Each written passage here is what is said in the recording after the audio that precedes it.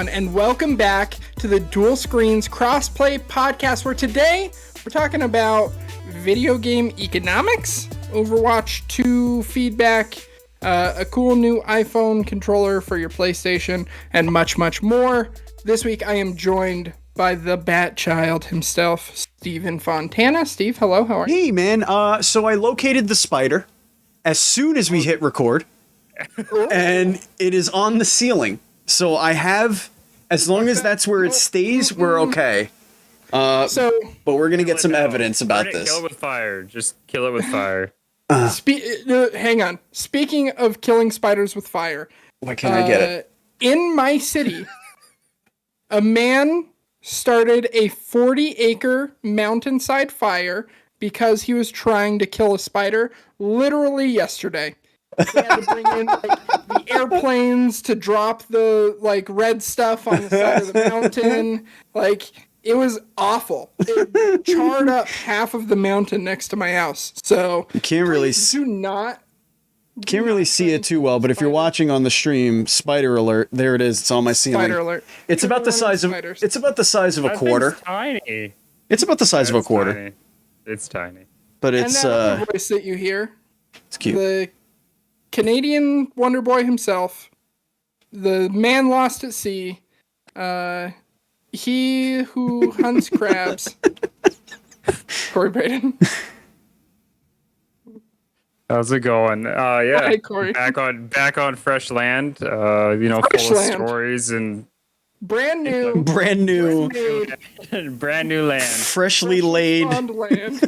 I left. It came back. It's just like living in the game Raft. I've drowned at sea, and now it's just fresh again. Yep. New coat of paint. Last week on the doc under Adventures in Gaming, I wrote that you were playing the ocean. Yeah, it's true.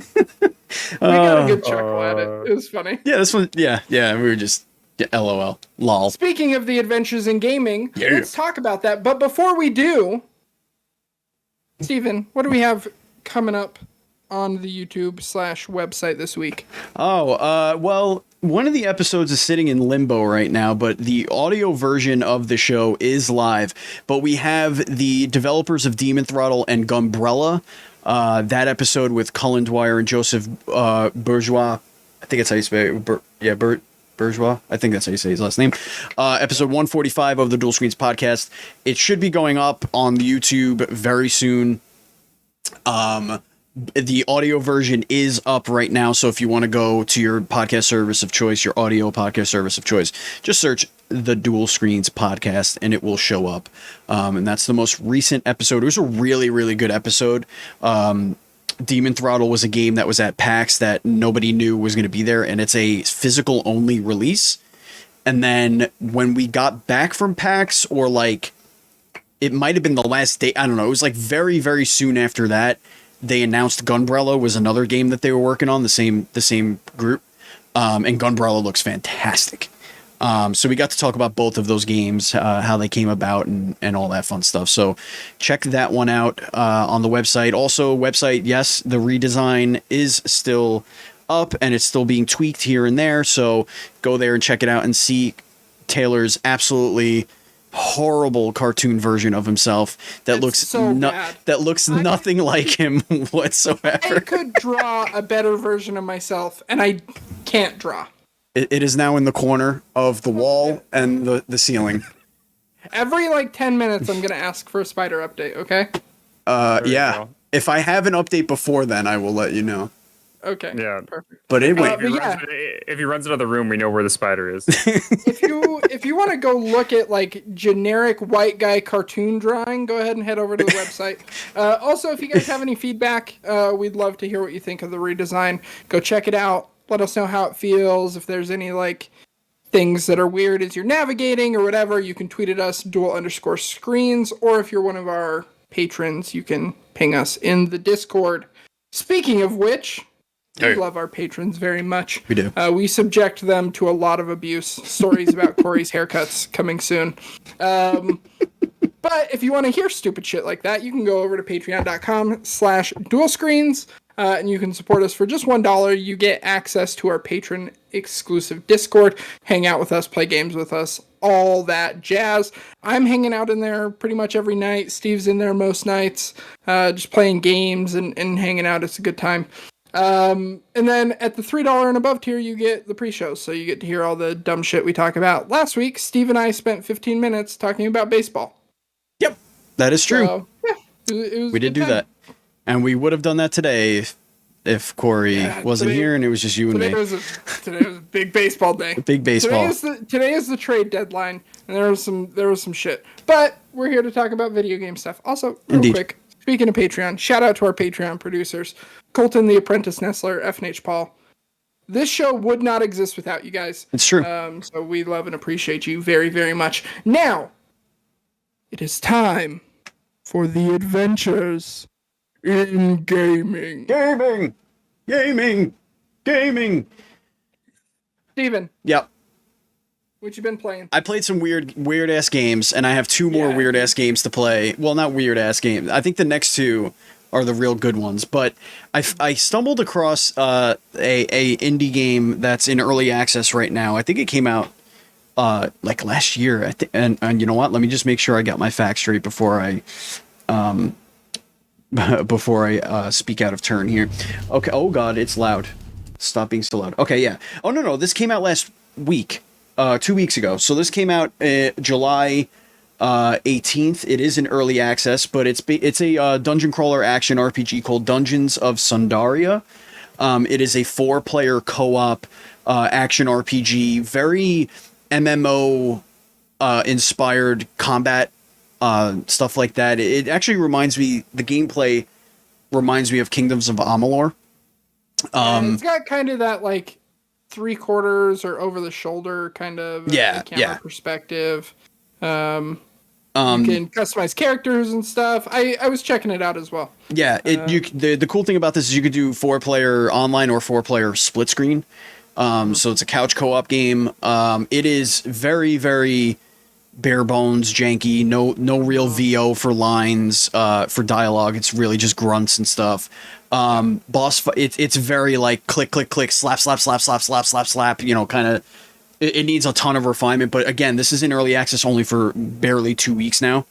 But I really like what they're going for here with, their main gameplay loop, which is, there are 4 main dungeons that are in the world right now, and you go and explore these dungeons. I have no idea if they're randomly generated. I don't know any of that because I literally did the first dungeon, and then I backed out so we could record tonight. But like as you're going through, you're discovering things like you found this dead soldier who has a journal on it, and you bring that back to town, and the town is like an overworld map where you just go to different buildings right now.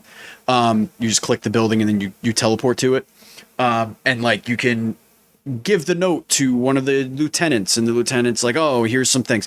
But there's so much loot. This is like Diablo style loot drops, where you're getting like 1 million common items, 1 million, and then you'll get like the uncommon, and then the rare, and then the spider is slowly moving back to the ceiling. She's on the move. Yeah. So, it's a lot of that. There's like it's labyrinthian. The first dungeon you go to is very labyrinthian. It's like you're going down corners, you a dead end, but there's like a breakaway wall with like a secret room behind it, and a switch. You hit the switch, it unlocks a door across the other side of the dungeon. There's no map that I found, so it was like I was just going through killing bad guys. I went with the rogue, shocking. But it plays like you would think a rogue would. Like you could sneak around, you could do backstab at level 2. You get a backstab where you physically have to be behind them and you do like massive damage. It's very raw. It's very rough around the edges, but like this could be something that with, you know, a good year of early access behind it could become something pretty cool. Yeah, I was reading through their like early access summary and why they chose to do early access and whatnot. And it sounds pretty ambitious what they're trying to put together. They said they want to add at least twice as many dungeons as the game currently has. Yeah. So a lot more content. And the 4 dungeons from what I've read so far are, you know, pretty pretty sizable for the content. So yeah, it was. I unlocked it. It just randomly said, like, I killed 2 bosses basically that were in there. And then there was like an objective that came across to like find another what I assumed to be a boss, and I had no idea where it was. Like I was running around like crazy, and I was like, all right, I can't waste any more time. But I imagine that if this boss, I don't even know where it's located in this dungeon. I imagine the dungeon's going to be pretty massive. So hey, I'm looking forward to playing it again. Maybe we'll try some multiplayer. It's $20 on early access right now. Which I think is a fair price for a game like this. Like if it's something that you're going to play once or twice a week, just to see how it's progressing. Not a bad game to kind of waste a couple hours in. Yeah. Seems interesting. Tell me about, I'm very interested in this other game that you've been playing though. Tell me about this. So I saw Half-Earth Socialism. It was on sale. And it's a card game, and all of the art looks like it was made on MS Paint, but then put through a Game Boy camera filter. Okay. So it's like super pixelated art, like backgrounds of like whatever, and the card art is like that too. But essentially the premise is it is 2022, and the entire world society has decided that they are going to have one world government that is going to try and save the planet. And through different cards, you have resources, energy production, technology, and policies, essentially. Mm-hmm. And you're balancing those to try and save the planet, to try and keep the contentness high, so people happy, but also cool off the earth. And also not drain it of its resources and not kill off a bunch of animals and stuff like that. So like you're constantly balancing. There's like 6 different parties of government that you're trying to appease to. So like you'll get allies, you'll get enemies, and they'll try and like kick you out of your seat. And like so the first like 3 games I was kicked out by my 6th turn. You gain, after every turn, you can gain or lose political power. Okay. So based on how well you're doing in those rounds, whether that's you get plus 20 because you made an ally with this one, but you get minus 10 because you made an enemy of this one, or people are really happy, so it's a plus 50, and then you use those points to do more policies and stuff on your next round. And then each round, I believe each round is 10 years.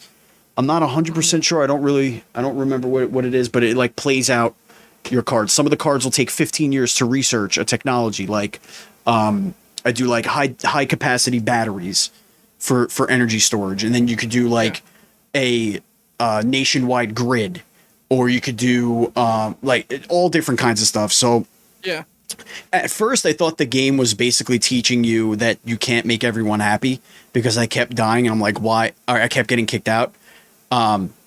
They storm the Capitol and drag you out and kick you on the street, basically. And I'm like, okay. But then the 4th time I actually was able to win. But I made consumerists not happy, because I wouldn't allow them to just suck electricity out of the grid for nothing. Fuck those guys. Yeah, so I mean, it's an interesting social experiment to see how what your utopia looks like, and how you would balance that with the realistic challenges of what a globalist view or viewpoint would have. But it was cool. Like, it was a nice little find. It was fun to kind of see how the puzzle pieces fit together. But after I beat it, I was like, okay, I'm good. So I played it for about an hour, and it was fun. I think it was $3, $3 or $4, something like that. It's free to play right now. Was it? Oh, maybe I just downloaded that one for free. I don't remember. I remember I put 3 games in my cart. So, but I only got to play 2 of them. So, that's it. Tell me about what you're playing. Yeah, so as everyone knows, I mean, out at sea, come back. Usually I just play a real big burst of games right off the bat. Mhm. I got really addicted into 3 games when I got back. The first one was Multiverse. Multiverse came out. I like brawlers. I'm a huge fan of brawlers, but I'm also a fan of like 2D fighters. And it's really interesting how Multiverse comes into this weird place in the fighting world where it plays more like a 2D fighter, but as a brawler. I know it's weird to specify that, but what I mean is it's the idea that it's really weird to see that with multiverse is it's not like Smash where it's just constant punches being thrown all the time. Most characters, I think, at most have a 4 or 5 hit combo, if that, and that's only if they're doing a side hit combo. So it's interesting to see that each character seems very unique. The idea that they've really made a lot of the game based on more of a cooperative part instead of just being one-on-one fighting seems really neat. Right now, I'm maining Shaggy, Super Shag. So, but it's quite a lot of effort. You can definitely see that the game itself is made by people that made League. You can tell when you look into the cast of who made this game. It's a lot of pre-League players or developers, and you can tell that just by the perk system, by the way the characters are designed, the way they play, the uniqueness of it. Just it seems to have more that the balance between them too. The idea that it's a class system, so it's all very different in that way too. There But was yeah, it's interesting. that's an interesting way to kind of look at the brawler genre by divvying it up into classes, because you're not at that point you're not making like one character OP. Like you're more about balancing And that's classes. the big thing. Like playing in 2v2 compared to 1v1. There's certain characters that dominate the 1v1 market, but when you look at the 2v2, they're not there.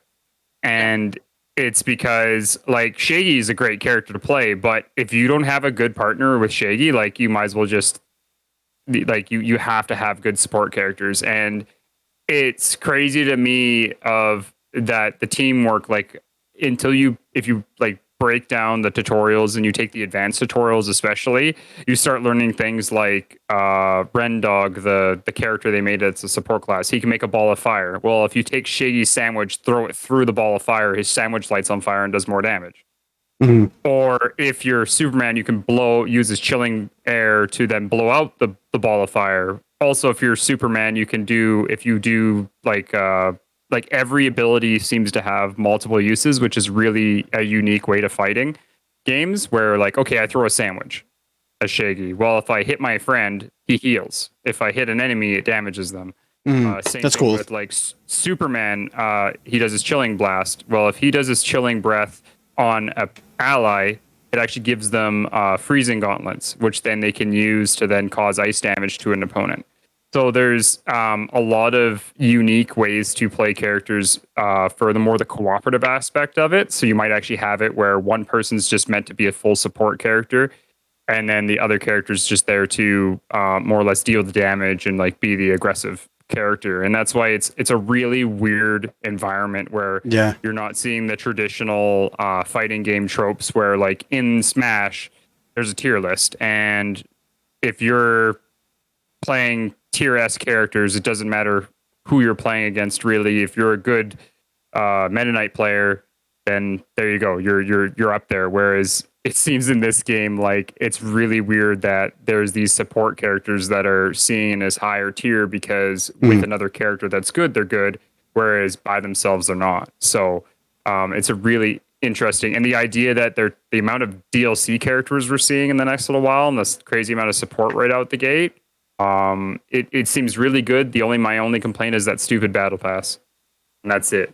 And it's because they followed Halo Infinite, and I can't stand that style of battle pass. I don't know a ton about this game, but I did see a video on Twitter of LeBron James throwing a basketball at Steven Universe. So that was cool.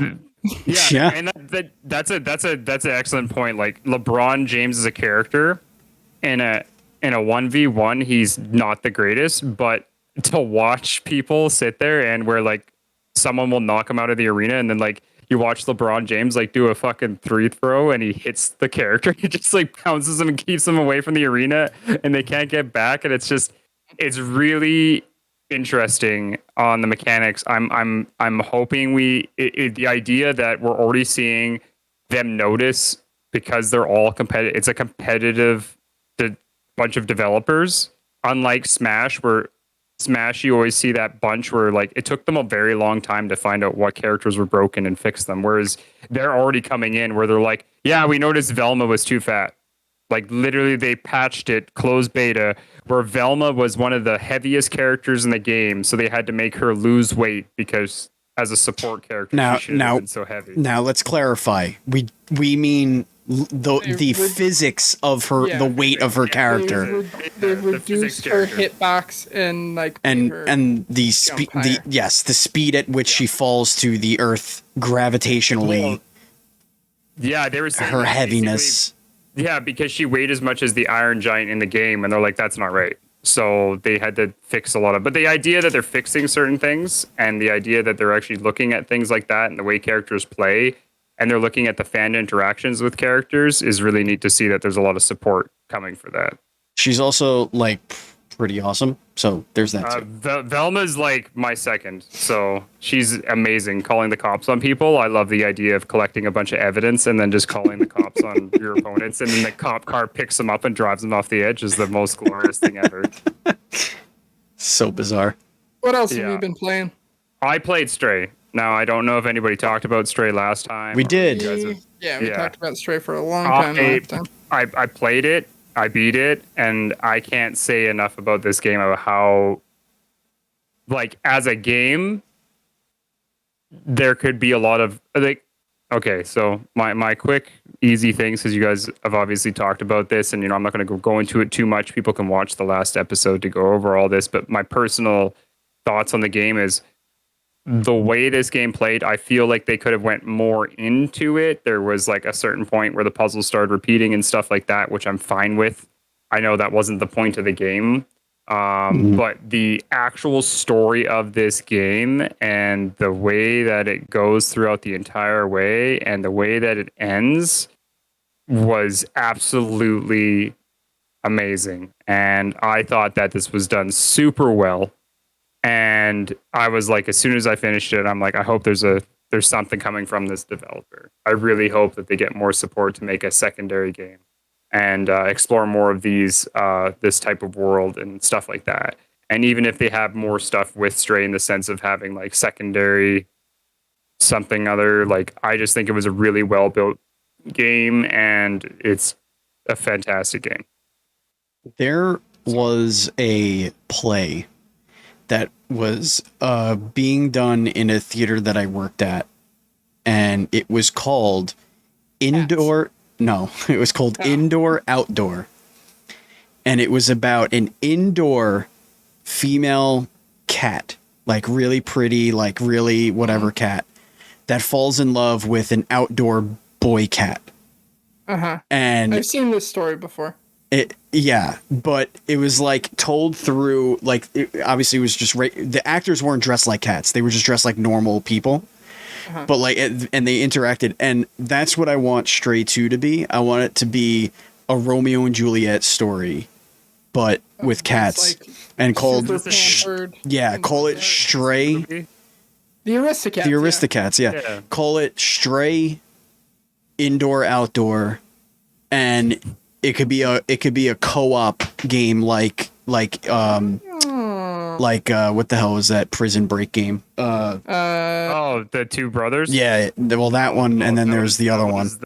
It was from the It Takes Two guys. Yeah, A Way Out. A Way Out, yeah. You can make it like A Way Out meets It Takes Two, and you play you're trying to start a little baby cat colony, but you have to get up to each other. Stray 2.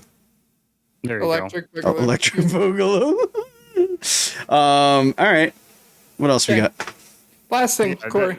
Yeah, I was gonna say. Other than that, I mean, the PS Plus games came out today, and Tony Hawk 1, 2, HD, whatever remaster, whatever they call it, came out. I started it at 4 o'clock. I ended up finishing almost both games in that time.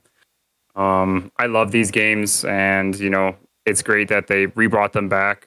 I was kind of happy. My only disappointment with the game is that the first song that played was Machine Gun Kelly and his Bloody Valentine or whatever, and I made sure I went immediately into my playlist and turned that song off of the playlist and then continued playing the game. Machine Gun Kelly, not that bad.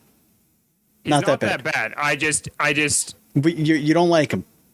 I understand. It's just the one song. I don't know what it is about the one song. I think it's maybe just the idea that he went from his rap persona to like back to his punk rock. Like in his early punk rock days, he was really good, and I find that I don't know. It's just that one song. It's weird. For me, it's just his face. Yeah, it's his face. Yeah, that's what it is for me. It's why I can't like Post Malone either. Like I just don't like his face. Yeah, like I don't. His music is great. Post Malone lives like an hour away from me. Dude, have you ever seen?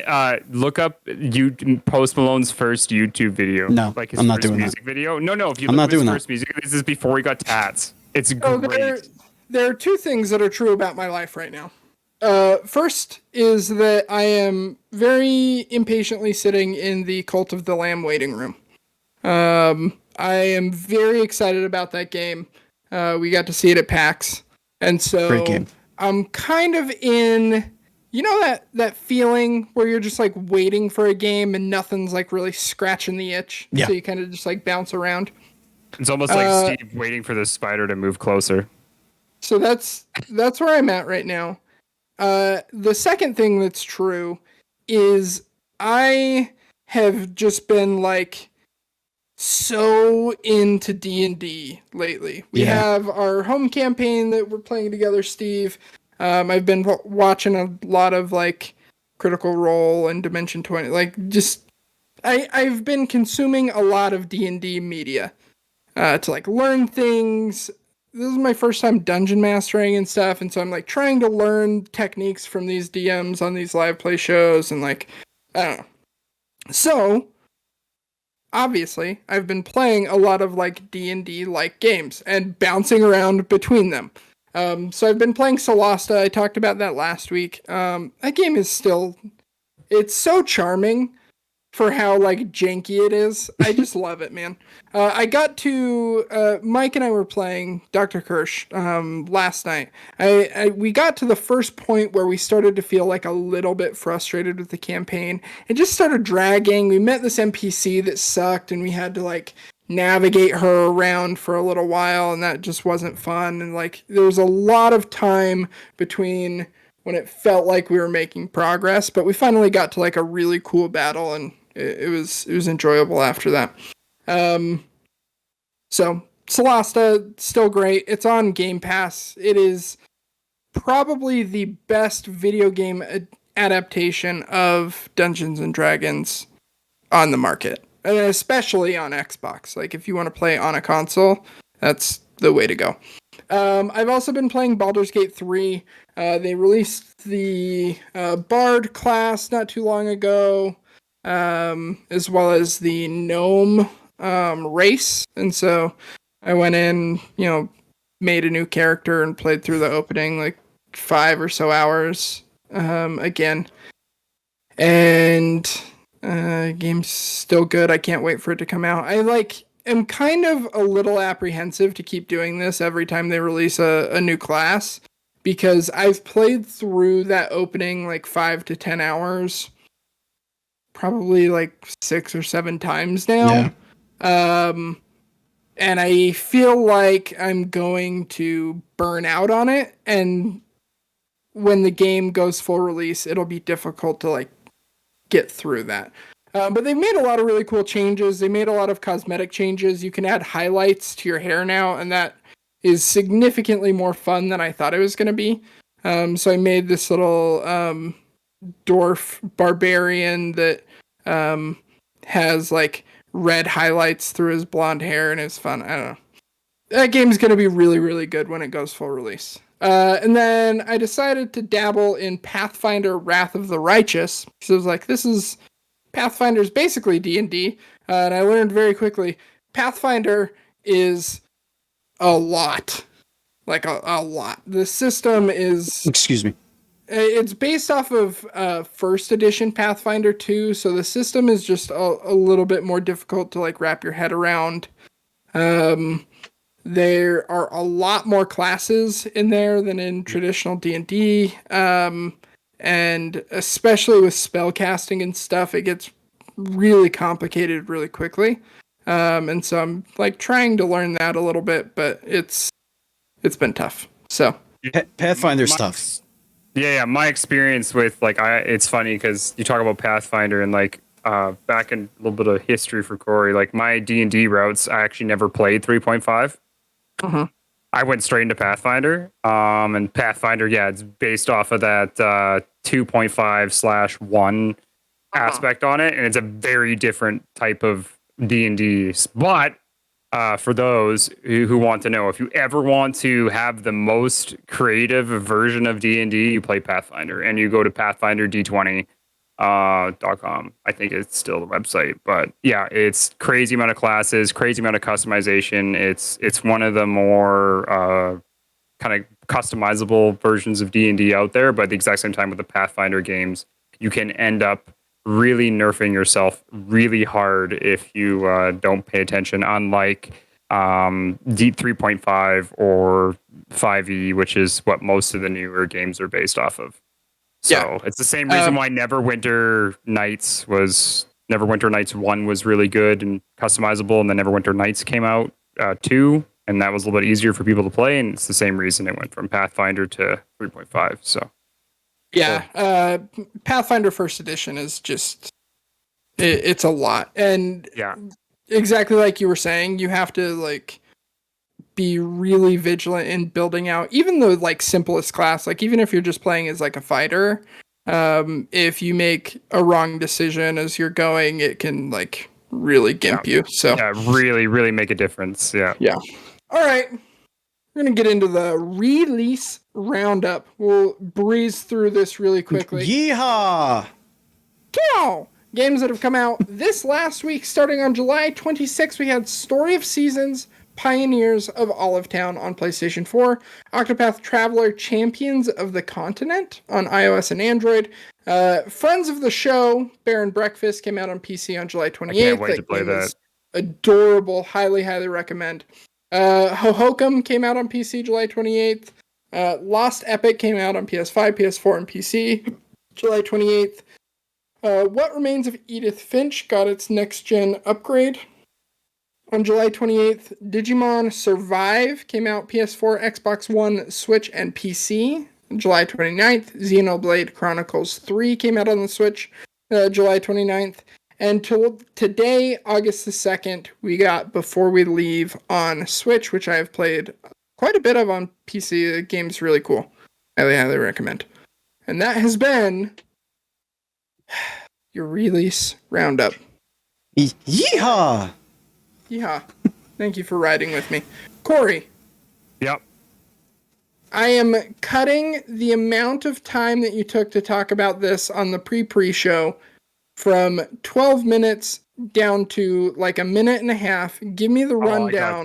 I got this. So I want you to like, for people to be able to understand you though. Tell me about the Backbone 1 for PlayStation. Go ahead. So the Backbone 1, actually, I looked it up, and actually, they've already made this. This is not the first time. This is just the PlayStation version of it. They've already made this controller for the Xbox. It comes in both the USB. If you buy the Xbox version at this point in time, it comes with the USB-C version for Android or your iPhone charger, whatever they call it, Lightning port for your iPhone. With that in mind, it works with almost any device that works with those. The only difference with the new PlayStation 1 is obviously your PlayStation buttons and it's only Lightning port at this point in time. With that, the cool thing is it can have a pass-through charging, so you can play all your stuff on the go and still charge your phone. Also with that, it has a 3.5 headphone jack into it as well, so you can listen to all your stuff while you do it. The neat thing is that with Backbone, they do have their own app that actually hooks up to everything, which can allow you to have its own party system, allows you to stream with the games you play remotely, so Twitch and YouTube, as well as capture highlights, which it has its own AI capturing software that highlights points of capture. And with that, it can do GeForce Now. It can do Xbox Game Pass. It can do remote play through PlayStation, as well as Google Stadia for whoever still uses that, and other mobile games that you have currently on your phone. And time's up. All that. That was pretty good. That was pretty good, Kory. You got it out. It was legible, understandable, perfect. This is cool. I like that they have their own app instead of, from what I understand, you're not using like a PS remote play app on your phone, right? You're doing it. You can. Oh, okay. So you can either use the remote play app or you use their app. If you use their app, it shows up kind of like when you look at like Opera. You know, when you go into Opera and you click the free games button and it shows you all the free games that have come out this week through all the different stuff. Same idea. Their app just shows you, hey, here's all these games. Pick one. It opens up the remote play app that then does theirs. But then their app becomes a side app, like a side menu, like Discord. Yeah. It's like an overlay. It's like the it's basically like an overlay that you could bring up on top of your game, whichever app you're using to play the game, to kind of keep them under one umbrella. Gotcha. This is cool though. I like that it is DualSense branded. It looks nice. I wonder, have they said, does it have like haptics in it at all? No, it's the exact same one as the Xbox, the backbone one for the Xbox. So it doesn't have any haptic feedback. It's just your regular triggers. And then with that, I think it does have vibration features. It does have a share button and all that as well. But other than that, it's just your basic regular controller. So cool. Overall, seems neat. Steve, any thoughts? No, we pretty much covered it. I with between the Steam Deck and my Razer Kishi, like, and I don't have an iPhone, so it would be cool to have the prompts up there when using the Kishi, because it is Xbox branded, the one that I have. So it would be cool if I'm doing PlayStation, I could do that. But I primarily use the Kishi if I'm going to play any xCloud stuff. So, what's the spider update? I think she's sleeping. She hasn't moved. Beautiful. So, you want to know who else is sleeping? I do. Fucking the developers of Overwatch 2 at Blizzard Entertainment. Yeah. Can we just say the developers at Blizzard? Because it seems like that's just absolutely. Every time I've been on the show, the last 3 shows I've been on throughout the span of like 2 months, every time I come on, we have to talk about Blizzard. And we can even go a step higher than that and just say Activision as a whole. Like Activision Blizzard. The whole thing. Microsoft. Which is now well, it's not yet. Apparently that's being blocked by Sony. I don't know if that's a thing. That's real. No, it's not. Okay. So Overwatch 2 sent out a survey for feedback from people who have played the beta for Overwatch 2. And one of the big highlights, so we're asking about how much you would be willing to pay for different like skins and things like that. Fortnite has pretty well established what the like skin marketplace has been set at for most of these like free to play games. Top tier character skins usually sit in that like $20 to $25 range. Overwatch asked in this survey if you would be willing to spend $45 on a mythic skin. 45 US American dollars, or $10 for a weapon charm. I can't wrap my head around this. So in my opinion, like, I get why you would do something like this. You just want to see what the overall temperature is on your most hardcore playing base, because those are the people that are going to give money to a free to play game. That being said, if you are a person who said yes, that you would pay $45 for anything other than a full video game. As opposed to one skin. I need you to shut the fuck up. And I need you to run with your head down directly into a brick wall. I don't need you to unalive. I just need you to get knocked out enough until the game comes out. Put your head right.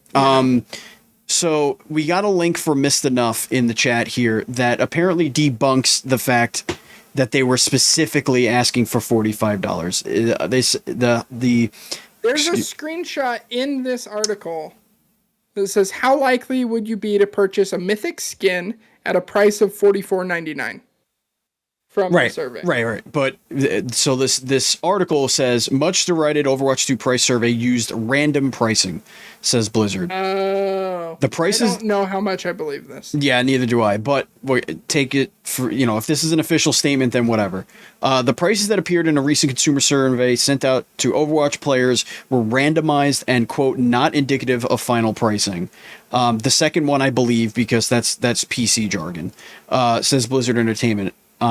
Players were shocked when they received surveys asking what prices they'd be willing to pay for cosmetics in Overwatch 2, including sprays, weapons, charms, 40, as we just said, for the soon after Reddit user posted Chaos Sun Leashed X posted a passionate treatise against the proposed skin prices.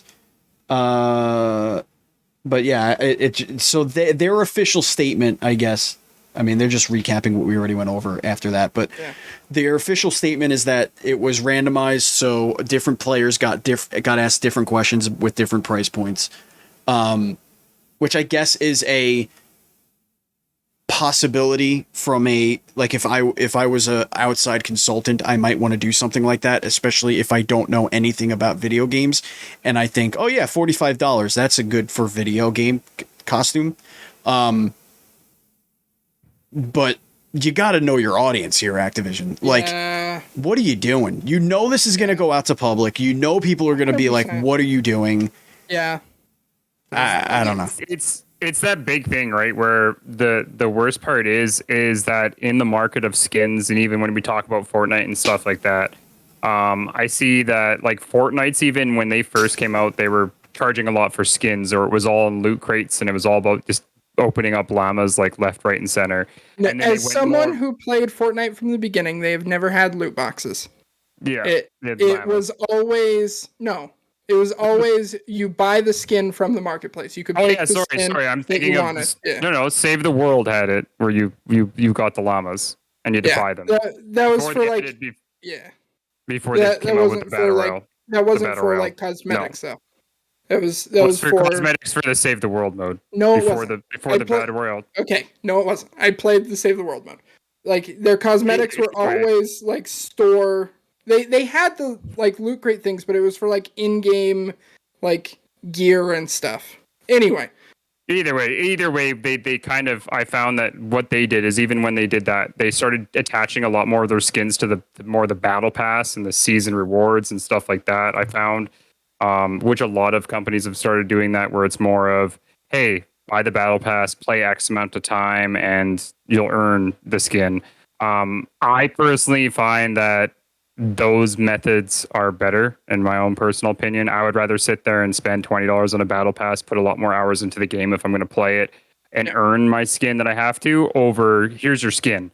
And I do know there's the other side of things too, where we see like Warframe and stuff like that, where when a new Warframe comes out, if you want to buy that Warframe with the Warframe, the Prime version or whatever it is, it's a $60 one character slot, but then you get the weapon, everything else, and the skins. But at the exact same time, players that are doing that, you can still earn everything in game if you want to. It just takes more time. So they've come out, like Overwatch has come out. They are doing like the whole battle pass thing too. Yeah. They're getting rid of the loot crates, which I think is a step in the right direction. It just feels like every time it's like one step forward, two steps back with all of this shit. Yeah. You know?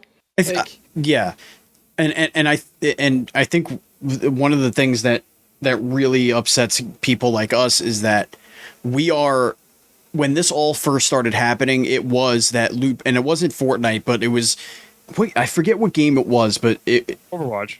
It might have been, I don't know if Overwatch was the first one. The first one would be Counter-Strike. It might technically. Yeah, it was either Counter-Strike. But I feel like also World of Warcraft did something similar. I don't know. It was something where the only way to get special items was through loot boxes, and the loot boxes were random. So that's when the whole lawsuits and Congress started to try and get involved, and like Europe banned loot boxes, and then everything kind of just, went down from there. So I like the idea of earning loot boxes or being able to purchase loot boxes like in Apex Legends.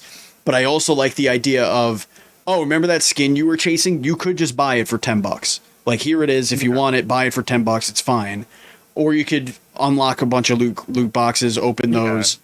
Or you can play through the battle pass and get this other cool skin. Like, there's always something for you to do in those games. And I think we're at a sweet spot. And I hope that Activision Blizzard is smart enough to not go backwards, to what you were saying, Taylor. Like, I hope they don't go backwards in this thing just because it's a game that they were going to be premium cost to being a free to play.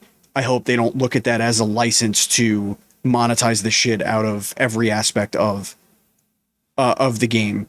Miss Envy in the chat mentions that it was sports games. It was EA in the UK. So yeah, it was like FIFA and stuff. Build your own team is what the big thing they were cracking down on, because it was the idea that competitive playing was based on the idea that you'd have to have a good team of players, and it was like a 1 in like 100 pack chance of getting this 99 player or 98 player, Right. and then you were having to open 100 packs to get this one guy, and you would open so many crappy packs before that. And yeah, they started to really crack down on it because it was kids stealing their parents' credit cards and stuff like that. So that was also the year that 2K, with NBA 2K, had in the trailer like a literal slot machine, and like a lot of imagery from like gambling and casinos and stuff in like their actual game announcement trailer. That, they got like a lot of pushback. One reason that they may be charging so much for these skins, though, or thinking about charging so much for these skins, is according to the NPD group, there has been another quarter-over-quarter decline in video game spending, continuing through Q2 of 2022. Overall spending in the industry has decreased by 13% as compared to Q2 of 2021, which was down 11% from Q4 down 13% compared to Q2 of 2021. Q1 of this year was also down 11% compared to Q1 of 2021. Yeah. So, news. I don't have the list in front of me, but I know for a fact last year was ridiculous as far as releases goes. And I know that we had quite a rush there between like March and June this year. But I feel like last year was more big ticket stuff, and the consoles started to really come into their get into stores a lot more towards the end of the year last year, and now this year. I just think this is something that's going to even out. Again, we're going to see that uptick Q3, Q4. The gap will be a little less. You have to remember, like, the pandemic, 2020 and 2021 were like the biggest years in gaming ever. So, like, expecting that to continue to go up after the pandemic is over was kind of a pipe dream. So I don't look at this as doom and gloom. I look at this more as like it's balancing itself out, but it didn't crash. Like, I wouldn't call this a crash. The most interesting side of this is the biggest decline, and what resulted in the majority of that drop is spending on mobile games decreased by 12%. Which is where the majority of casual players are. So like hardware sales, it was only down 1%. Accessory spending was down like 11%, which, whatever. But the vast majority of the 1.7 billion difference between 2022 and 2021 was on mobile game spending. So I think that totally rings true that, the casual audience is outside more. And, it's less people spending money because they're stuck inside. Also, I'm so glad the mobile market's taking a hit. I mean, it's nice to see that even the mobile market, I've been seeing a huge difference in the last couple of years with games that released on mobile. It seemed like during the pandemic, it was just everybody and their dog was making a game and faking ads and stuff. Like the other day, just 2 days ago, I saw an ad on YouTube where they literally took Super Mario World and took a 30-second clip of it, of someone playing it, and then in the game was called like Jumpy Jump Man, whatever, and then that was the mobile game.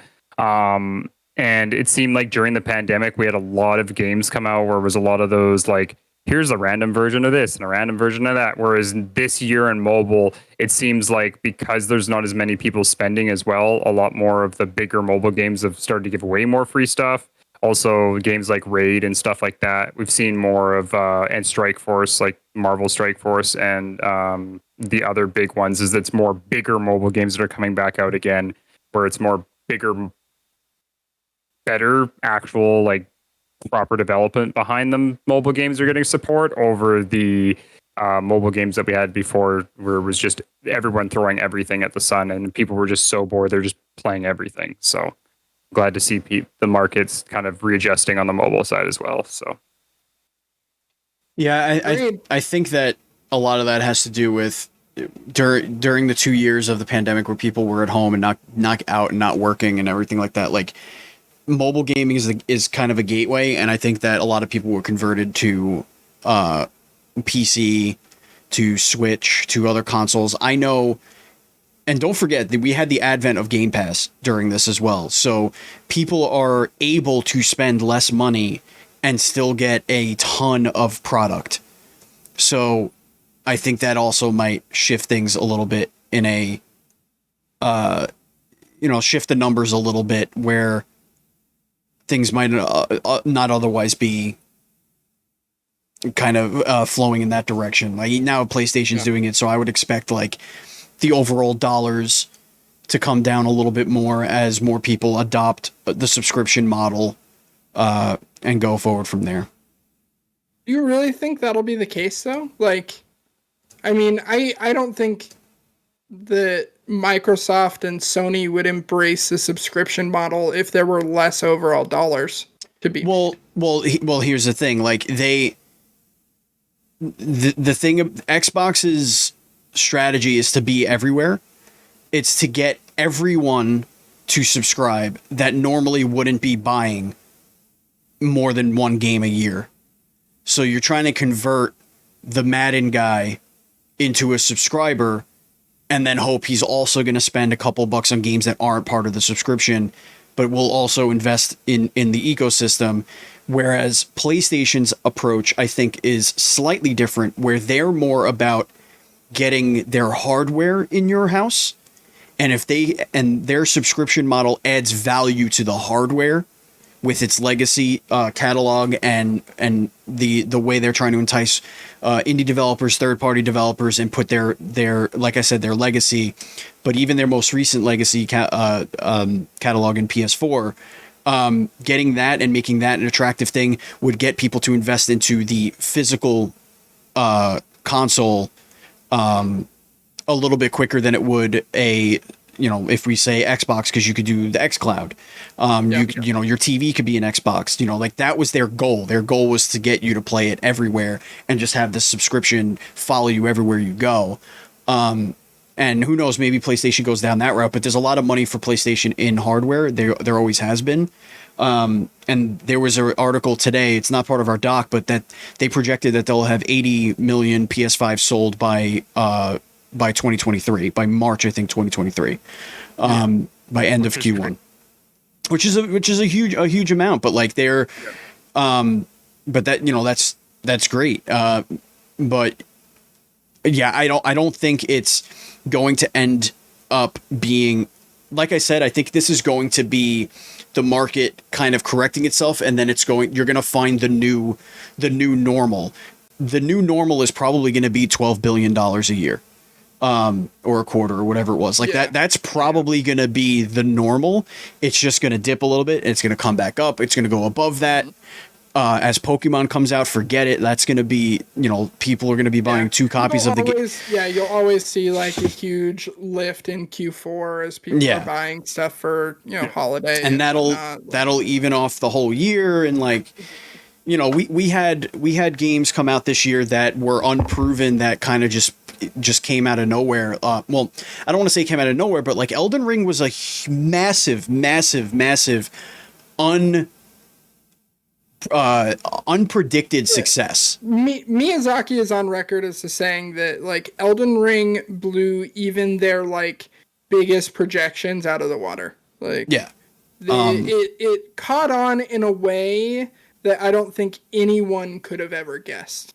Mm-hmm. Well, it's the same thing we can say about Stray too. Like they've already said there that Stray coming out the way it did, and like I said, this is just going to prove that, like Steve says, that right now, because of Game Pass and stuff like that, I think the big thing we're seeing as well is with all these new subscription models, it also frees up for money for people that when a game like Stray and a game like Elden Ring come out, they go, well, I haven't bought a game in a while. I've been just riding Game Pass. Let's try it out. They have that free money in their pocket and they pick it up. And so games that usually see a big surge are seeing massive surges and seeing huge player bases come in right away. Like even you look at Multiverse, because we're talking, it's a free-to-play game. Multiverses, by the way. Multiverses, where, the Steam count, I think the highest of all time before that was Brawlhalla at 40,000 people was the all-time concurrent player base for a fighting game. And they're at 145,000, I think was the peak at this point in time on Steam, not including console. Like the idea that the console, they're projecting, I don't know, I'm in like 4 millionth place. So the idea that there's a possibility there's 4 million players playing that game, it shows that because of, like Steve said, because of Game Pass and because of the PlayStation new way of doing things, that it also seems like a lot of people are trying games that they would never try before, and that's opening people's eyes to different types of media and games that they would never touch because of Game Pass, and because of that, games that are coming out that would maybe have to pay for are now being like, okay, I would give this a try for my $30 or my $40. So, all right, gentlemen, we've gone a little long, so we are going to skip the topic of the show this week. I'm going to be honest. It was a weak topic. Not game-breaking news. Yeah, it's not. I pulled it out of my butt for just something. We're going to jump into the hype zone because it ties into what we were talking about with this last episode. You guys, there is a new Witcher mobile game. Yes. Kind of. Oh.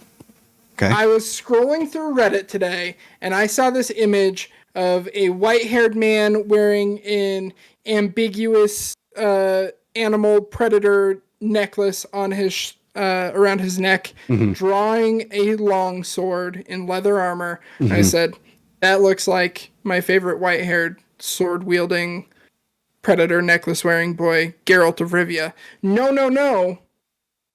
This is Gerald of Riverboat in the game Rise of the Kings. They literally use the Witcher 3 Wild Hunt logo with like the 3-claw scratch mark thing. It's wild, man. This shit is crazy. The amount of yeah. My buddy had the same, go check it out. I would say my buddy had the same thing where he was playing this Korean MMO or whatever, and he says, I'm so surprised Nintendo's not suing them. And he showed a character of his new character class, and it was like a dual fighting swords person, and literally looked 100% like Link. And I'm like, huh, interesting. And it's such an old game that at this point, the game can run on browsers instead of running through actual computers. But yeah, it's interesting when we see stuff like that. Love to see it. Oh man. All right, you guys. That made my mouth taste weird. Did you see that we have a question of the week? Oh, yeah. Question of the week. I think this game. Yeah. This is a good one. What's a game that's so good it ruins other games for you, at least for a little while? I experienced this literally this year bi-weekly with Elden Ring. Elden Ring sucked so much out of my soul that it's all I played for a month and a half, and then nothing else tasted good. Mm-hmm. I'm still like a little bit in Elden Ring hangover. Mm. But yeah, that one fucked me up good. For me, it wasn't that it made other games look bad. It made me just not want to play other games. And it was Apex Legends when I was really obsessed with that for a while. Like, I didn't want to... Like, I missed out on a lot of AAA games because I was just playing Apex every night with my buds. Like, that's just the game I wanted to play, and it was like... It was addicting. It was so good that it just... Like, I could skip Horizon, or I could skip, almost skipped Elden Ring. The only reason why I didn't skip Elden Ring was because all the people I played Apex with were playing Elden Ring. So I was like, all right, I guess I'm playing Elden Ring. So that's kind of what happened there. Another game that came close to that would be Skyrim. Because Skyrim was a game that made the open world RPG. Well, I'm sorry, it was Skyrim, but then The Witcher 3 took that over. The Witcher 3 kind of made me realize what a open world quest chasing, game could be. And that sort of ruined open world RPGs for me. Like, it ruined Skyrim for me. I'm like, this seems so boring and desolate, and it's the reason why I still don't think Breath of the Wild is very good, because I just feel like The Witcher was just like a better, more complete open world. I know it's a completely different genre technically, but people saying that Breath of the Wild was the best open world they've ever been in, I'm like, bro, Witcher 3 was every single nook and cranny of that game was handcrafted. Yeah, like handcrafted. And it was just chef's kiss for me. What about you, Kory? For me, it was Final Fantasy VII Remake, actually, was one of the bigger ones. Just because I went into it because for those who weren't watching the episode when that game came out, because I think I was on a podcast at some point. Maybe I was even on my other podcast. I can't remember. I talked to this story that basically at the time that it came out, me and the wife were both going to play it because I was out of work and she didn't work.